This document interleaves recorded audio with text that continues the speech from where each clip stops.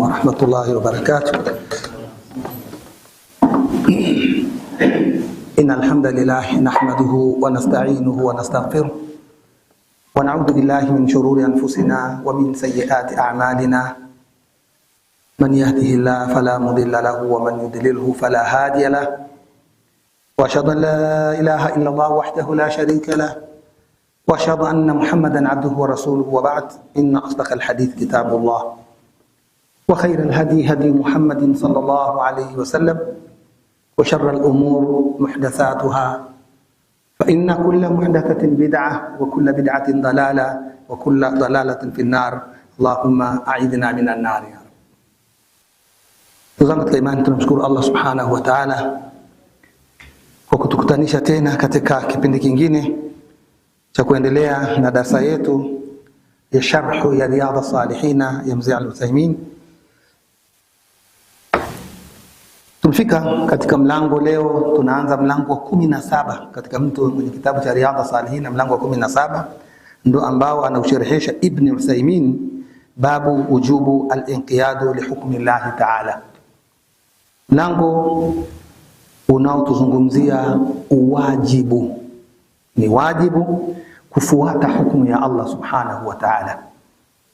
Wama yaquluhu man du'iya ila dhalika, na nini mtu anatakiwa kujibu na kusema anapotakiwa kufuata sheria na hukumu za Allah subhanahu wa ta'ala.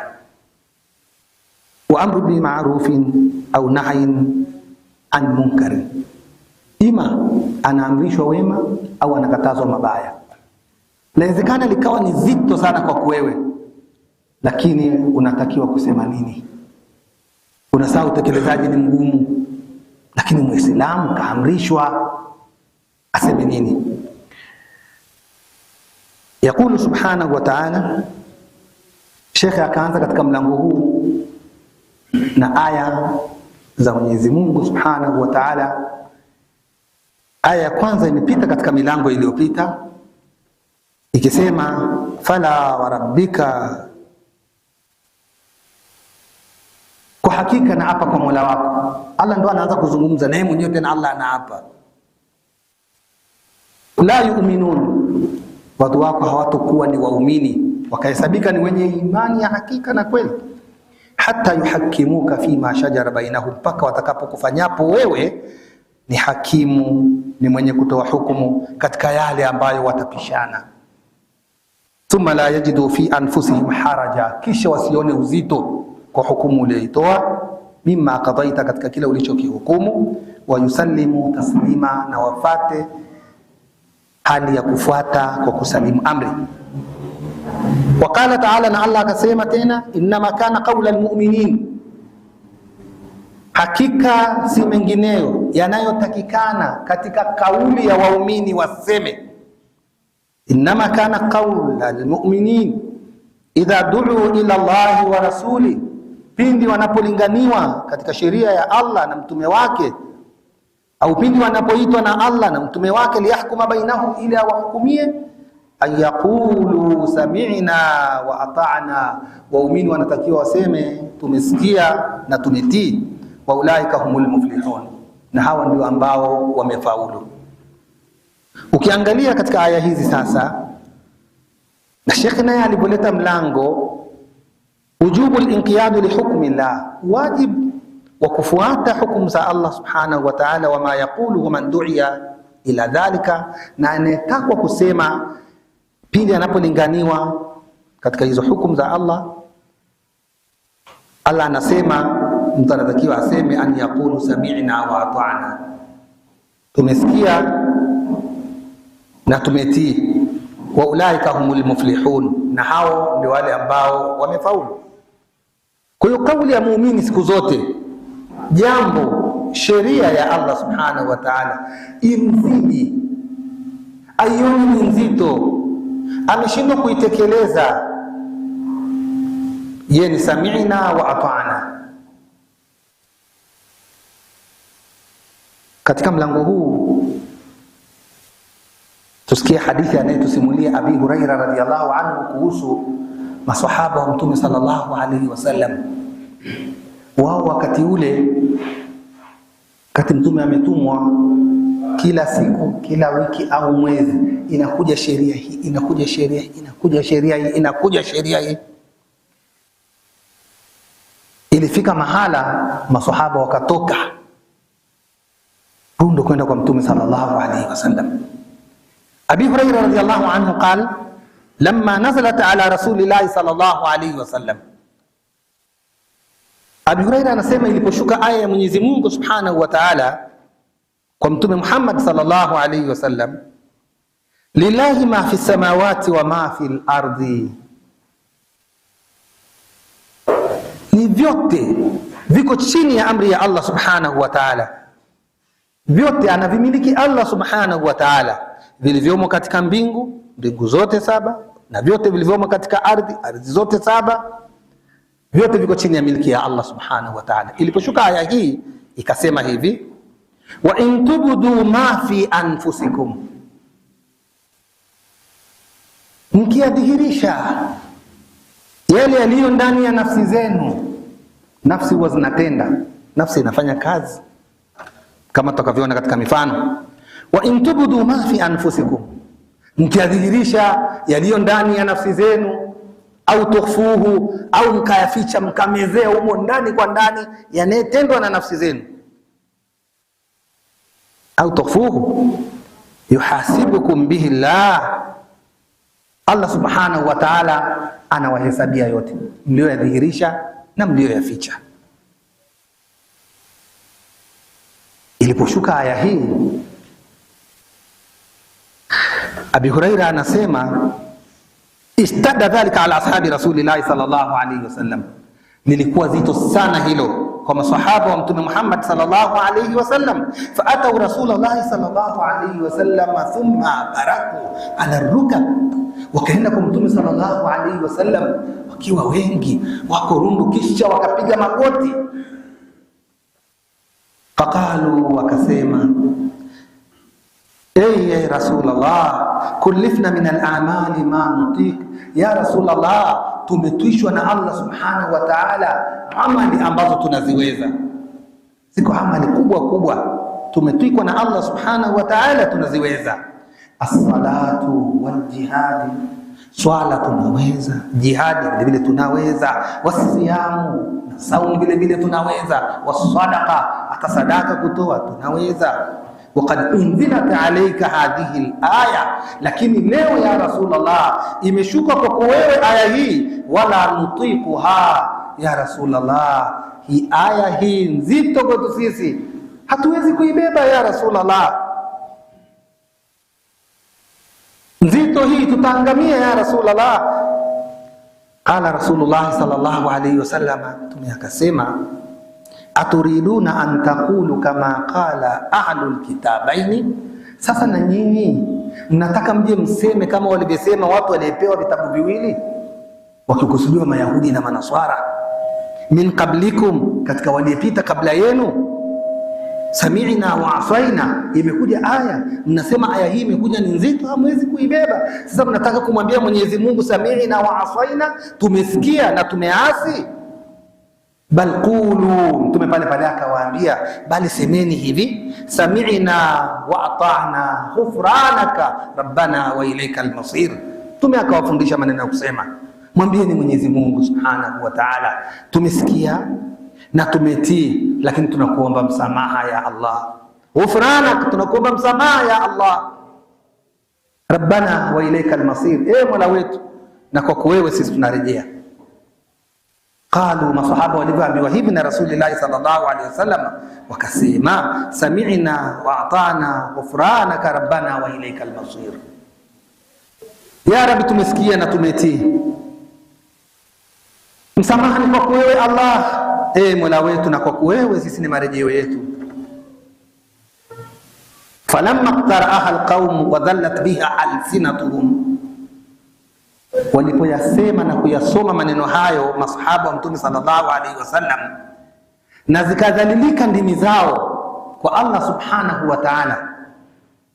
Kiusema ukweli, aya hii ilikuwa ni nzito sana.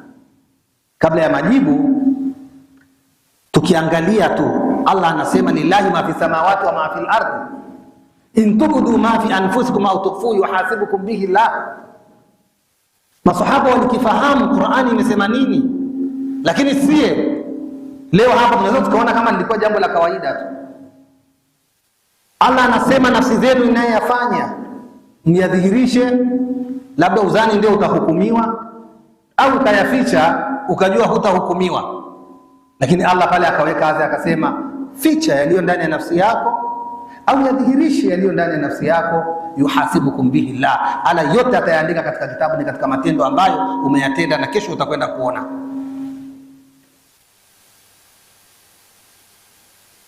Aya hii ilikuwa ina uzito sana.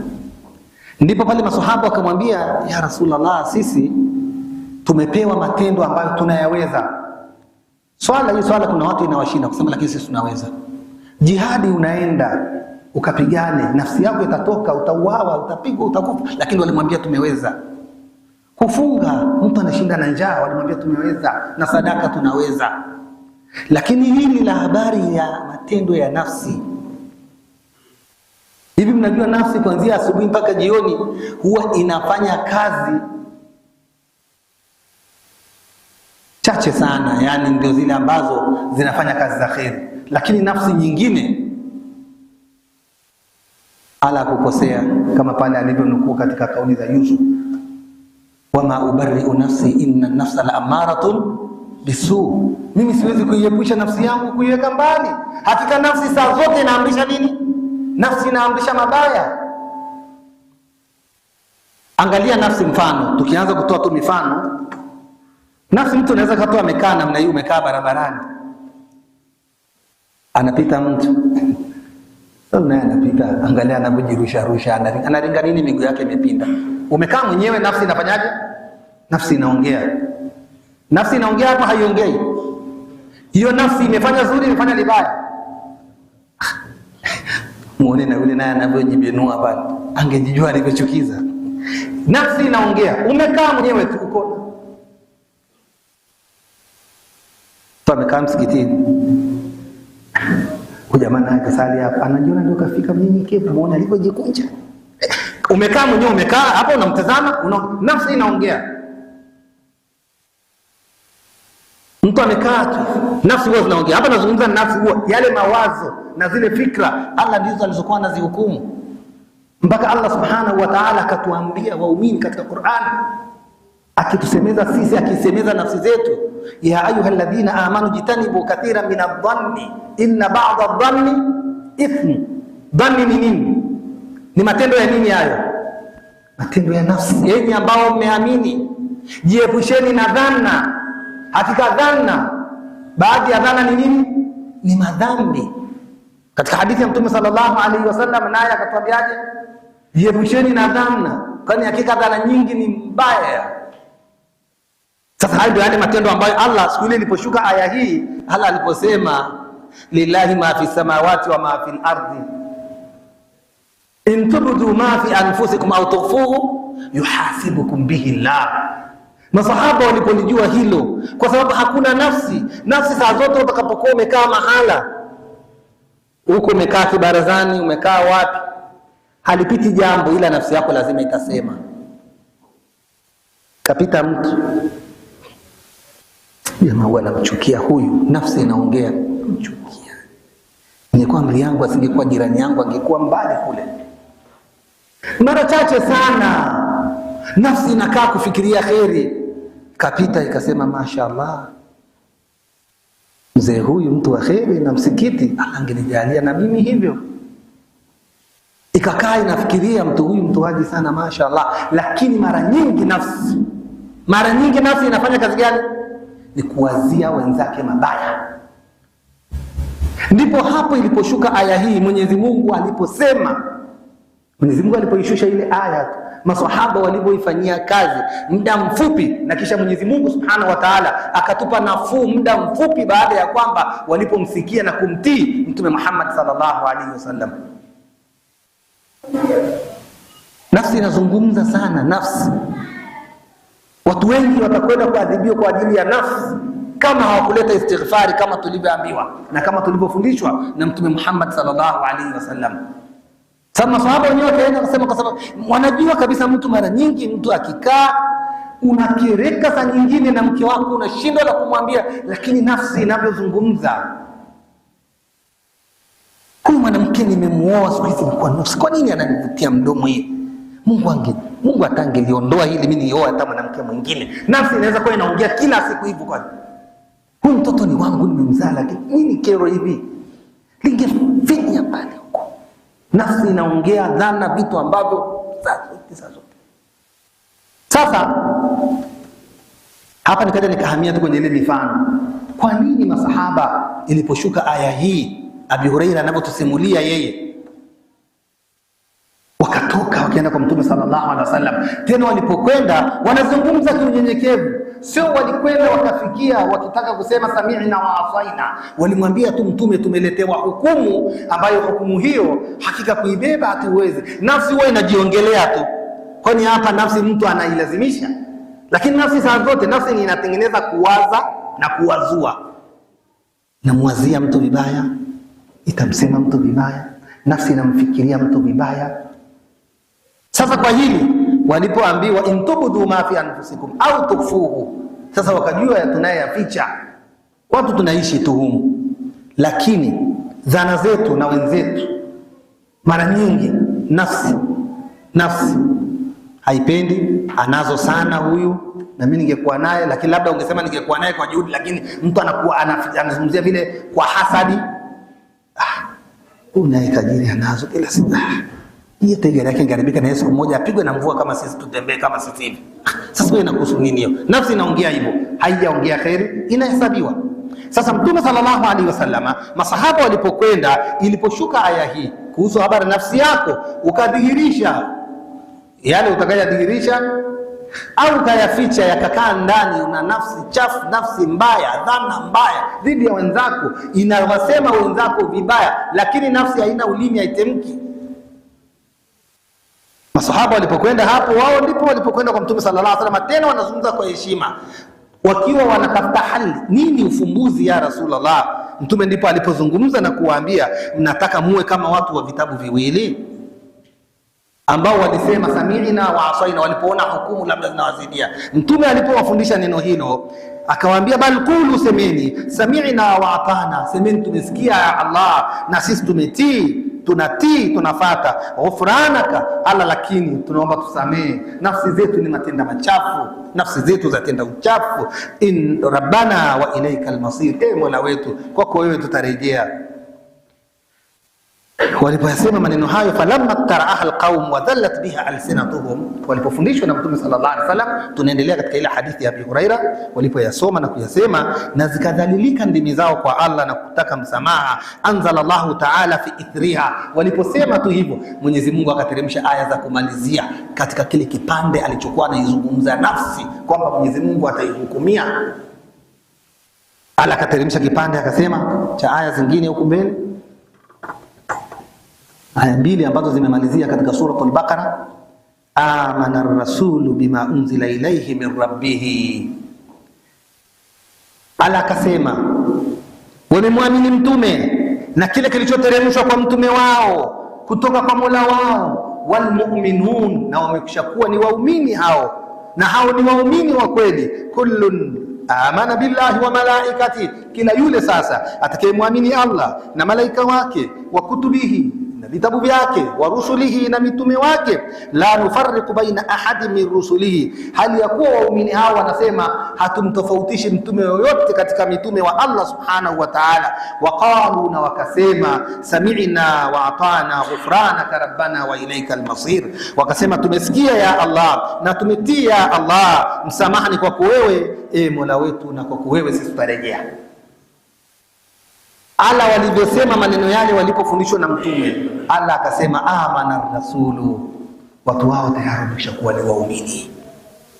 Kisha Allah subhanahu wa ta'ala akamalizia na aya nyingine, falamma fa'alu dhalika, walipofanya hivyo, nasakha Allahu ta'ala, Mwenyezi Mungu akaifuta ile hukumu ya tunayatenda na nafsi kwa siri, haya Mwenyezi Mungu akayaacha. Sasa sisi ni msamaha mpaka pale ulipolifikiria kisha ukaenda ukanitenda kwa vitendo. Lakini yakabaki baadhi, ila yale mengi tu tunakaa kufikiria tu, unamfikiria huyu kauaje, huyu yuko hivi, yale madogo madogo ikabakia katika dhanna tu, tukabakizwa katika makosa ya nafsi, tukabakiziwa nini? Dhanna. Ndipo ilipokuja ile aya kule, ya ayyuhalladhina amanu jitanibu kathira min adh-dhanni inna ba'da dhanni ithm, tuachane na dhanna. Faanzala Allahu ta'ala azza wa jalla, Allah subhanahu wa ta'ala kwa kuwaitikia masahaba wale wa Mtume sallallahu alaihi wasallam, na walivyokubali haraka, hawakutaka kusema neno sami'na wa asaina, na walipoambiwa semeni tu sisi tumetii. Mwenyezi Mungu japo umetuletea, Mwenyezi Mungu akateremsha ile aya ya kwanza amana ar-rasul, kisha akaleta na aya ya pili. Allah akasema la yukallifu Allahu nafsan illa wus'aha, Allah haikalifishi nafsi ila uwezo wake inachokitenda. Laha ma kasabat wa alaiha maktasabat, nafsi hiyo italipwa kwa kile inachokichuma, na ni juu yake na ni madhambi yake kwa kile kibaya itakachokichuma. Rabbana la tuakhidhna in nasina au akhtana. Lakini waumini kaeni mkiomba. Angalia tena, Allah anatufundisha dua za kuweza kuyafuta yale madhambi ambayo tunayafanya na dhana mbaya za nafsi zetu. Allah akatufundisha tuwe tunasema Rabbana la tuakhidhna in nasina au akhtana, ya Rabbi usituadhibu kwa vile tutakavyokuwa sisi tumevifanya kwa kusahau au tutakuwa tumevifanya kwa kukosea. Rabbana wala tahmil alaina isran kama hamaltahu ala alladhina min qablina, ya Rabbi usituike mizigo ya madhambi kwa ajili ya makosa ya nafsi zetu kama ulivyowatwika waliopita kabla yetu. Rabbana wala tuhammilna ma la taqata lana bi, ya Rabbi usituike yale ambayo siye yaweza. Wakiwa wanazungumza vile, Allah kaleta aya hizi kwamba mengi ambayo sisi yanatupitia katika nafsi, unamfikiria mwenzako mbaya, unafikiria katika Mwenyezi Mungu, haya ayafanyaje? Au anayafuta. Na lau yangelikuwa yanaandikwa haya, hata ukiwa umekaa chumbani kwako ndani, ukiwa unaleta mawazo hivi, unamwaza huyu na yule, ukimwazia vibaya umeandikiwa dhambi, ukimwazia hili umeandikiwa dhambi. Mwenyezi Mungu akatufundisha dua hizi za kusoma, na sisi vile vile Allah subhanahu wa ta'ala awe anatufutia madhambi yale yanayotendwa na nafsi zetu. Ndio maana Mtume sallallahu alaihi wasallama akasema katika hadithi nyingine kwa mafhumu ya kwamba atakayezisoma aya 2 za mwisho za suratul Baqara kila usiku zinamtoshea mambo yake yote. Man qara akhirati suratul Baqara kafatahu min kulli laila, yule atakayekuwa anasoma, au kama qala sallallahu alaihi wasallam, atakayekuwa anasoma kila usiku mwisho wa suratul Baqara aya 2 zile, Allah anasema zitamtoshea na kila jambo. Hizi aya ambazo zilishuka baada ya maswahaba wamekwenda kwa Mtume Muhammad sallallahu alaihi wasallama, pale Mwenyezi Mungu aliposema atakuwa anatuhukumia sie kwa tunayadhihirisha yaliyo ndani ya nafsi zetu au tumeyaficha, Mwenyezi Mungu atakwenda kutuonyesha. Mwenyezi Mungu akatuletea aya hizi, na aya hizi ina maana kama kila siku usiku wewe unasoma na kisha unaenda zako kulala. Aya hizi ni dua. Rabbana wala tahmil alaina isran kama hamaltahu ala alladhina min qablina, Rabbana wala tuhammilna ma la taqata lana bihi.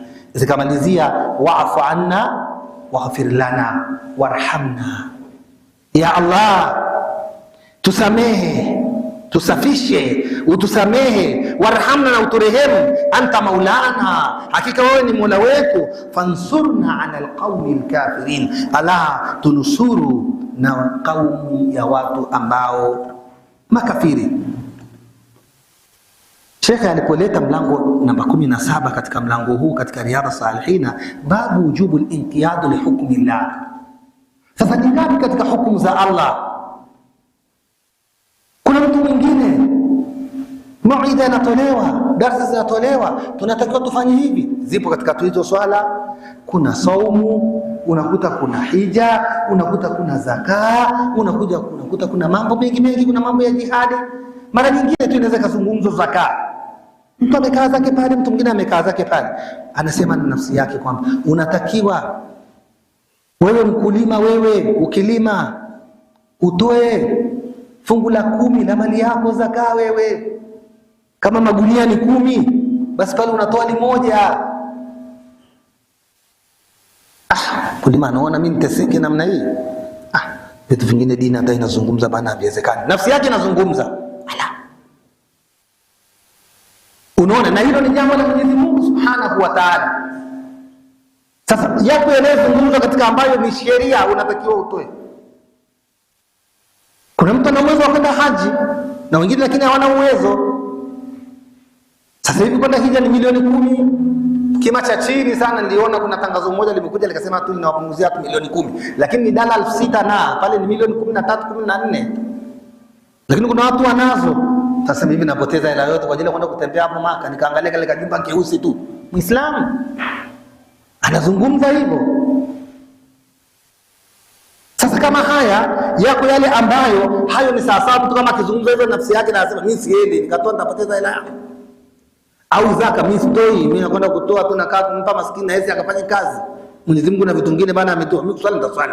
Lakini habari ya mambo ya zaka, mimi na milioni zangu 40, 50, 60 nakuja kutoa hapa karibu milioni 1 nzima na hapa watu mili hapana, mili siwezi. Ni sawa sana umesema sami'na wa asaina.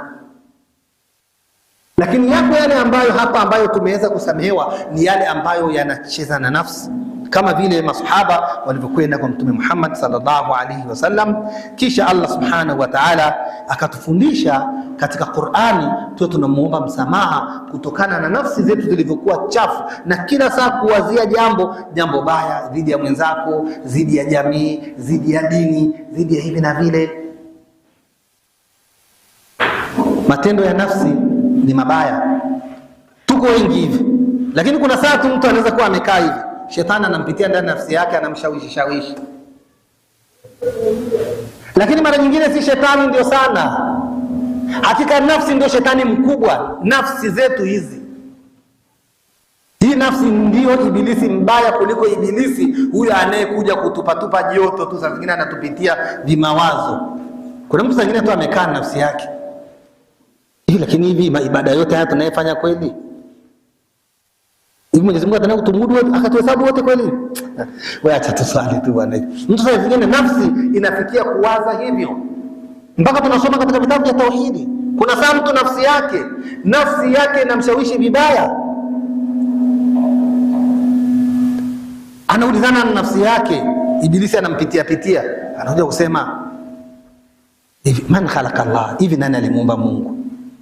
Na kabla yeye hajaumba huyu Mungu, yeye katokea wapi? Vitu vingine tunafuata tu, lakini sijui kama ni kweli. Nafsi inatoka katika mstari. Yako mawazo kama hayo. Nafsi saa zingine inakaa inawazia, hapa imemuwazia Mwenyezi Mungu mwenyewe. Kuna saa nafsi inafanya uchafu wa ajabu kwamba hivi Mwenyezi Mungu, hivi watu wote hao wanaasi na ataweza kwenda kuwachoma wote hao, hata huo mkasi utaisha porini. Unakuwa na mawazo ya kibangi. Unajua ni mawazo watu wale wanavuta bangi ndio wanakuwa na mawazo yako kinyume sana. Mpaka inafikia hao watu walikaa hivi, saa zingine wanakaa kudanganyana kwenye magrupu yao. Chenye si mnasali sana.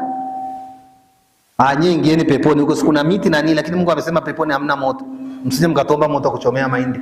Sisi tukiwa kule motoni mtaona kama tutawagaia na sisi moto.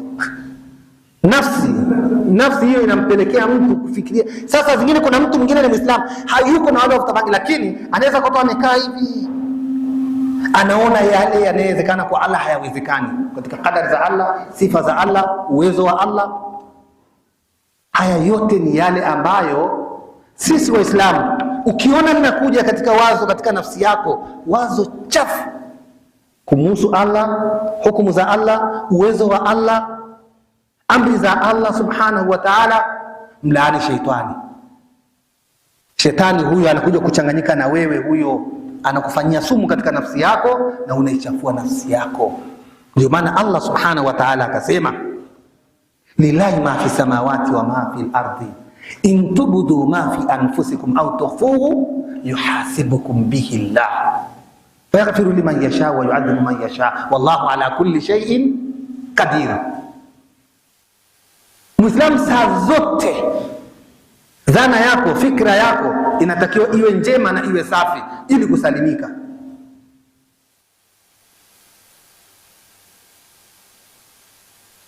Kitakachowaponza watu wengi kuingia katika moto wa Allah subhanahu wa ta'ala ni nafsi, uchafu wa nafsi. Mwenyezi Mungu atukinge na hilo.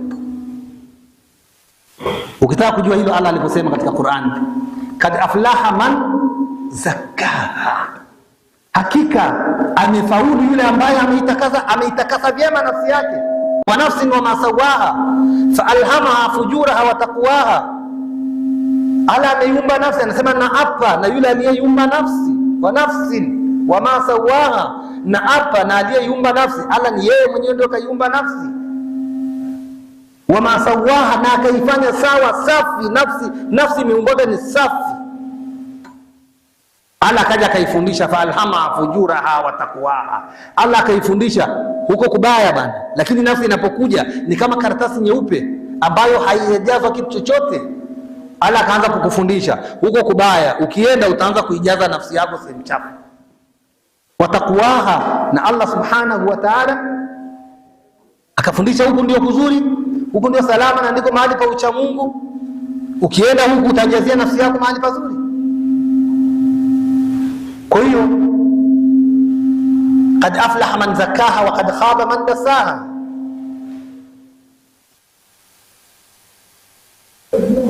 Hala akasema mtu mwenyewe ndo anaitakasa nafsi yake ili muingize motoni, ama ataichafua ili muingize motoni.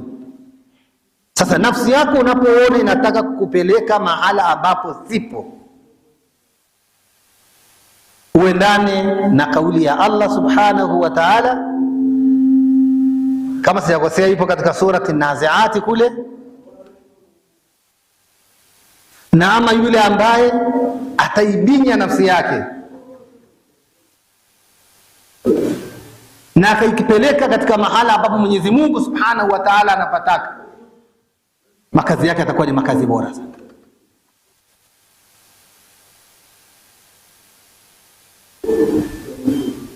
Ndugu katika imani, uchafu wa nafsi ni kuchunga sana. Hata katika kupata muongozo wa Allah subhanahu wa ta'ala ni kuisafisha kwanza nafsi yako.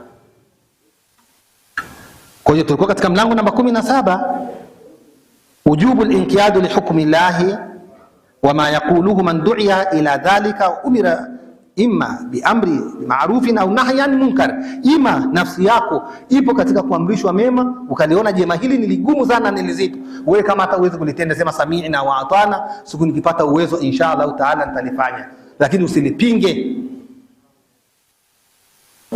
Na kama utaliona ni katika jambo la maasi nalo umekatazwa, lakini nafsi bado inataka kwenda huko, wewe sema sami'na wa atana, na huku unajitahidi kuliacha hilo jambo lilo nalo, kwa sababu nafsi ikishazoea jambo, hata katika kubanduka katika masuala ya maasi huwa inakuwa ni muhanga. Wewe sema sami'na wa atana, huku unajiondoa kidogo kidogo mpaka mwishoni unajiondoa kabisa katika yale masuala ambayo ni masuala ya munkarati. Mlango unaofuata ni mlango babu nahi anil bid'i wa muhdathati al-umur, mlango namba 18, ambapo Sheikh alivyopangilia katika milango yake. Mlango unaotuzungumzia kuhusu an-nahyu anil bid'a, kukatazwa sisi kufata mazushi ya dini, mazushi yaliyozushwa katika dini, wa muhdathati al-umur, na mazulio mengi yameongezwa katika dini. Na hakuna kingine kinachosababisha mtu kuanzisha bid'a na mtu kufata masuala ya bid'aati haya ya kizushi isipokuwa ni nafsi chafu. Mwenyezi Mungu ameleta kitabu kikubwa, msahafu na juzuu 30, akamtuma mtume katufundisha mafunzo mengi sana, ambapo tunapata katika hadithi ziko nyingi na marau wa hadithi ni wengi, lakini bado mtu hajaridhika na dini hiyo, akaenda kuzua mengine katika dini. Sheikh alipoleta kuhusu habari ya masahaba walipokuwa pale wakipambana na ile habari ya uchafu wa nafsi,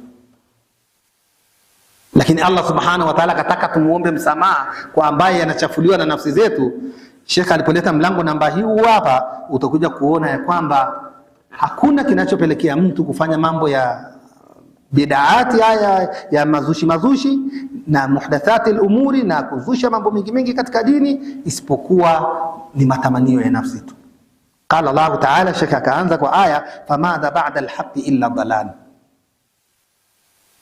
Hakuna baada ya haki iliyokuja katika kitabu cha Allah na sunna za Mtume sallallahu alaihi wasallam mtu akafata kinginecho isipokuwa kitu hicho kitakuwa ni upotevu. Allah akasema, hii ni surati Yunus, Allah akasema katika surati al-An'am aya 38, ma farratna fil kitabi min shay'in, katika dini hii nimewafundisha katika kitabu changu. Allah anasema sijaacha katika kitabu Qur'ani kuhusu swala la dini kitu chochote. Allah baada ya kusema hivyo katika surati Nisa akasema, fa in tanaza'tum fi shay'in, mkiona kwenye dini mbona hamuelewani hivi, eti dini, eti hili swala ni vipi hili, fa in tanaza'tum fi shay'in, mkizozana katika jambo, hii saumu tunafungaje, hii saumu tunaanza saa ngapi, hii saumu tunaanza muda gani, mfano hii sala inaswaliwaje, hii sala muda wake ni muda gani, hii zaka inatolewaje. Fa in tanaza'tum fi shay'in, mkizozana katika mambo yenu ya dini, farudduhu ila Allahi war rasul. Allah akatuambia katika Qur'an, rudini kwenye kitabu. Kwenye kitabu pale mkiona nusu nusu bado hamjaelewa vizuri, war rasul, nendeni katika hadithi za Mtume sallallahu alaihi wasallam, mtaona dini yenu imekaa sawa. Hakuna kitu chochote ambacho ni ibada sisi tumeletewa isipokuwa kiko katika kitabu na mfumo wa Mtume Muhammad sallallahu alaihi wasallam. Ukiona kingine chochote chenye mzozo, hakipatikani usuluhishi wake, watu wanakuambia hakuna hiyo, watu wanakuambia ipo hiyo, hicho kitu ujue katika Qur'ani na Sunna hakuna, jua hicho kitu ni uzushi. Allah subhanahu wa ta'ala akasema, wa anna hadha sirati mustaqima fattabi'uhu wa la tattabi'u subula fatafarraka bikum an sabili. Muhammad, waambie hao wafuasi wako, Mungu anazungumza katika Qur'ani, Allah anazungumza, waambie hivi wanaokufuata wewe, wa anna hadha sirati, mimi ndio nimewapa Uislamu huu, nimewaletea, nimetushushiwa na Allah. Sasa ifuateni njia yangu mimi ninayokwenda nayo. Mtume Muhammad sallallahu alaihi wasallam anaambiwa na Allah atuambie sie wafuasi wake, wa anna hadha sirati mustaqima, hii dini ninayowafundisha, dini ninayofanya, haya yote ninayoyafanya ndio njia yangu iliyonyooka, fattabi'uhu, ifuateni, wala tattabi'u subula, msije mkafatafata vinjia vya watu wengine, wala tattabi'u subula fatafarraq bikum an sabilihi, vikaja vikawapotosha na njia ya Mwenyezi Mungu. Angalia Allah subhanahu wa ta'ala anatuvotukazia, kabla hujaenda kuanzisha cha kwako kingine chochote, kabla hujakwenda kufuata vya watu wengine wowote, angalia vilivyopo katika Qur'ani, vimetosha hivi? Tumemaliza? Qur'ani imetuamrisha vitu vingapi? Aya mwisho Sheikh aliweka katika mlango huu, anasema Allah anatuambia, qul in kuntum tuhibbuna Allah, Muhammad waambie kama wananipenda mimi Allah au wafuasi wako, qul in kuntum tuhibbuna Allah, Muhammad waambie hivi, ikiwa nyinyi kweli mnampenda Allah, fattabi'uni, nifuateni mimi katika mambo yote ya dini, nifuateni mimi, yani tumfuate Mtume Muhammad sallallahu alaihi wasallam, yuhibbukumullah wa yaghfir lakum dhunubakum. Tukimfuata hivyo Mtume sallallahu alaihi wasallam, Allah ndipo atakapotupenda, yuhibbukumullah, Allah atatupenda, wa yaghfir lakum dhunubakum, na Allah atatusamehe madhambi yetu. Tuzanga katika imani, babu an-nahy anil bid'ah. Qala al-muallif rahimahullah ta'ala, babu an-nahy anil bid'ah wa muhdathat al-umur, wal bid'ah hiya al-ashya' allati yabtadi'uha al-insan. Bid'a ni nini? Ni vitu ambavyo wanavizusha watu, wa hadha huwa maanaha fi lughati al-arabiyya, na haya ndiyo maana yake katika lugha ya Kiarabu. Wal bid'atu fi shar'i, bid'a katika sheria, mazushi katika sheria, kullu ma ta'abbada, kullu ma tu'badu lillahi subhanahu wa ta'ala bighairi ma shar'a aqidatan au qawlan au fi'lan, ni kila kitu watu wanachokifanya katika maibada mbalimbali